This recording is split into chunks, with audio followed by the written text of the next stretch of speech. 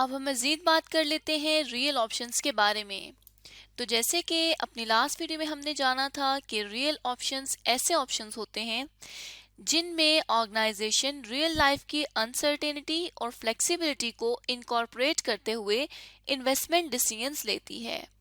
और इसके हमने कुछ ऑप्शंस देखे थे जिनमें option to abandon, option to follow on और ऑप्शन टू वेट था।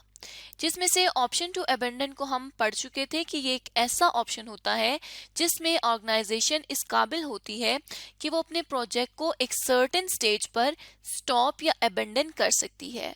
और इसको हमने जाना था कि किस किस पॉइंट पर यह ऑप्शन इस्तेमाल हो सकता है। अब हम मजीद जानेंगे रियल ऑप्शंस के बारे में और डिस्कस करेंगे कि ऑप्शन टू फॉलो क्या होता है।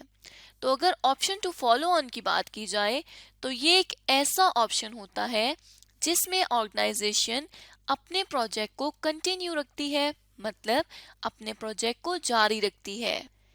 अब अगर बात की जाए कि कंपनी अपने ऑप्शन टू फॉलो ऑन को क्यों इस्तेमाल करती है, तो जब ऑर्गेनाइजेशन की जो इन्वेस्टमेंट अपॉर्चुनिटी है वो उसको ज़्यादा वेल्थ प्रोवाइड कर रही हो, अच्छी वेल्थ प्रोवाइड कर रही हो, तो कंपनी अपने प्रोजेक्ट को फॉलो करती है, अपने प्रोजेक्ट को कंटिन्यू रखती है। क्योंकि जब प्रोजेक्ट से आने वाले रिजल्ट्स अच्छे होंगे तो कोई भी ऑर्गेनाइजेशन उस प्रोजेक्ट को क्लोज नहीं करना चाहेगी। तो अब अगर हम एक एग्जाम्पल की बात करें तो लेट सपोज कि ये हमारे पास एक प्लांट है कंपनी का, एबीसी कंपनी का, जिसकी हमने लास्ट वीडियो में भी एग्जाम्पल ली थी। तो लेट सपोज यहाँ पे हम एक दफ़ा फिर से लिख देते हैं कि एक कंपनी है हमारे पास एबीसी कंपनी, जो कि कंस्ट्रक्शन कंपनी है। अब कंस्ट्रक्शन कंपनी जो है वो ब्रिक्स भी हम एज्यूम करते हैं, जो ईंटें हैं वो भी कंपनी खुद बनाती है। अब उन ईंटों को बनाने के लिए कंपनी को एक प्लांट चाहिए और हम एज्यूम करते हैं कि प्लांट की जो वैल्यू है वो है 10 मिलियन रुपीस। अब यहाँ पे 10 मिलियन रुपीस का प्लांट है जो ईंटों का सामान से लेकर ईंटों को खुश्क करने तक का काम करेगा। जबकि पहले जो कंपनी के पास कंस्ट्रक्शन की जो ईंटें बनाने का प्लांट था, ये सिर्फ ईंटें बनाता था, इसमें ईंटें खुश्क नहीं होती थी। तो यहाँ पर ये ईंटों को ड्राई करके कंप्लीट कंडीशन में ले आएगा। अब यहाँ पे क्या हो रहा है कि कंपनी को पता है कि अगर कंपनी की ईंटें मुकम्मल तौर पर तैयार हो जाएंगी तो फ्यूचर में कंपनी को इससे बेनिफिट होगा, कभी भी नुकसान नहीं होगा। क्योंकि यहाँ पे कंपनी का टाइम जो है वो सेव होगा और जहाँ पर टाइम सेव हो रहा है वहाँ पर ही कंपनी की लेबर कॉस्ट भी सेव हो जाएगी, जो उन ईंटों को वहाँ पर रखते और सुखाते थे। तो ये कॉस्ट भी सेव कर रहा है और टाइम भी सेव कर रहा है। इसका मतलब ये है कि कंपनी को ये वेल्थ प्रोवाइड करता रहेगा। तो ऐसी जो इन्वेस्टमेंट अपॉर्चुनिटीज होती हैं जिनमें कोई टेक्नोलॉजिकली चेंज आता है और वो कंपनी को फ्यूचर में बेनिफिट देंगे, उन प्रोजेक्ट्स को कंपनी जो है वो फॉलो ऑन ऑप्शन में रखती है कि वो हमेशा के लिए जारी रहेंगे ताकि कंपनी को उससे बेनिफिट हासिल होता रहे। तो यहाँ पे अब हमने ऑप्शन टू फॉलो ऑन को भी डिस्कस कर लिया है। अब हमारे पास लास्ट ऑप्शन जो बचता है वो है option to wait. Option to wait एक टाइमिंग ऑप्शन है। इसमें ऑर्गेनाइजेशन वक्त को कंसीडर करती है कि कितने वक्त में ऑर्गेनाइजेशन ने अपना डिसीजन लेना है। तो बेसिकली ये एक ऐसा टाइमिंग ऑप्शन होता है जो कंपनी को अलाउ करता है कि वो अपनी अनसर्टेनिटीज को रिमूव कर सके या रिजॉल्व कर सके। कंपनी उस टाइम तक अपने ऑप्शन को या प्रोजेक्ट को होल्ड करती है जब तक उसकी अनसर्टेनिटी खत्म नहीं हो जाती, जब तक कंपनी को उससे रिलेटेड तमाम इंफॉर्मेशन नहीं मिल जाती। तो इस तरह के ऑप्शन को टाइमिंग ऑप्शन भी हम कह सकते हैं। अब यहाँ पर क्योंकि जो इन्वेस्टमेंट्स होती हैं वो नाउ और नेवर अपॉर्चुनिटी की बेसिस पर रिलाय करती हैं, मतलब या तो अभी आप इन्वेस्टमेंट करें या फिर आपको ये कभी अपॉर्चुनिटी नहीं मिल सकती। अब इस तरह के केसेस में ऑर्गेनाइजेशन का ऑप्शन टू वेट अप्लाई करना थोड़ा सा मुश्किल हो जाता है। लेकिन ऑर्गेनाइजेशन करती क्या है कि वो उन कैश फ्लोज को भी यहाँ पर इस ऑप्शन में कंसीडर करना शुरू कर देती है जो कि टाइम फ्लो की वजह से, वक्त के रुक जाने की वजह से कैश फ्लो कंपनी से छूट जाते हैं। तो जितना टाइम कंपनी अपने प्रोजेक्ट को पोस्टपोन करेगी, उस टाइम से रिलेटेड कैश फ्लोज को भी जब वो कंसीडर करना शुरू कर देगी, तो इसका मतलब होगा कि उसने अपनी अनसर्टेनिटी को अलाउ कर दिया है कि उसकी रेजोल्यूशन, उसको रिजॉल्व किया जा सके। तो यहाँ पे अब अगर एक एग्जाम्पल की बात की जाए तो लेट सपोज वही कंपनी है हमारे पास, ABC कंपनी।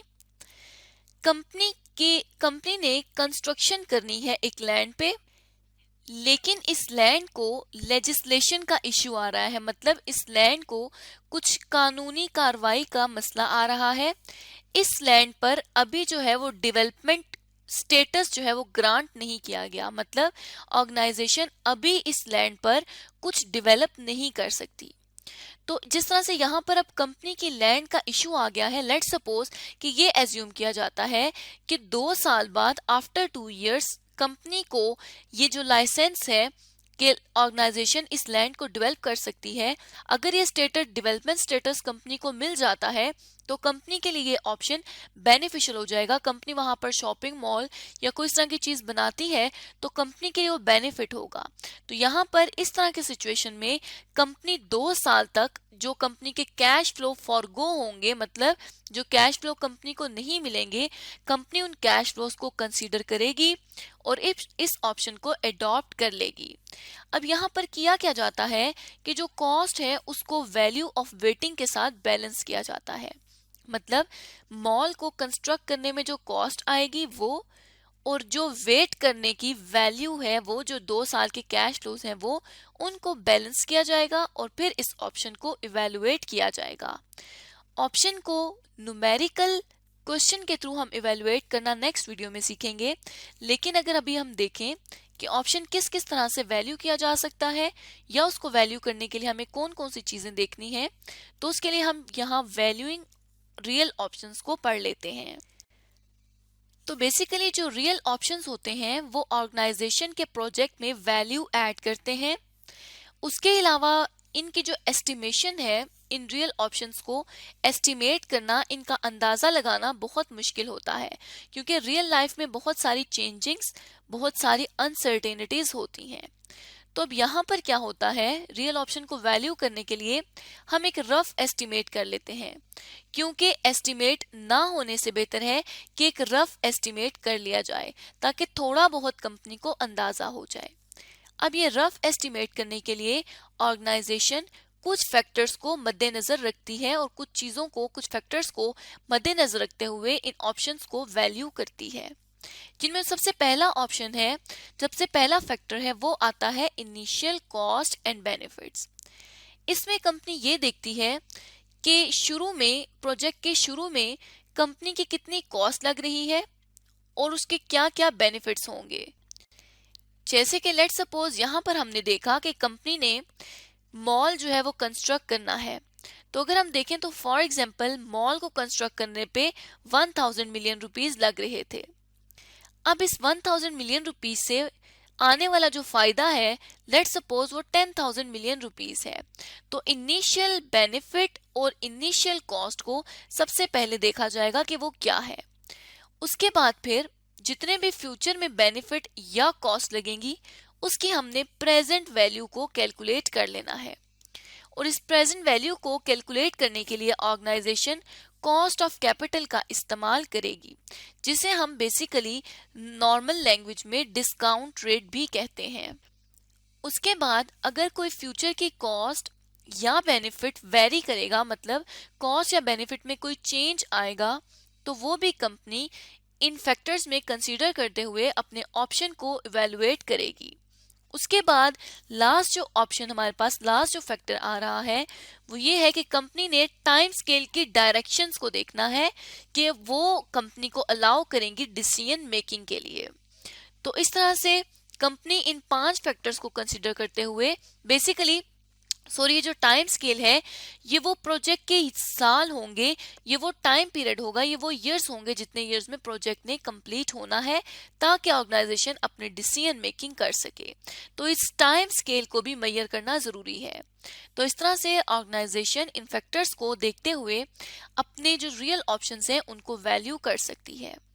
तो इस तरह से आज के इस वीडियो में हमने जाना कि रियल ऑप्शंस क्या होते हैं, कौन कौन से रियल ऑप्शंस होते हैं और हमने उनको वैल्यू करने का तरीका समझ लिया।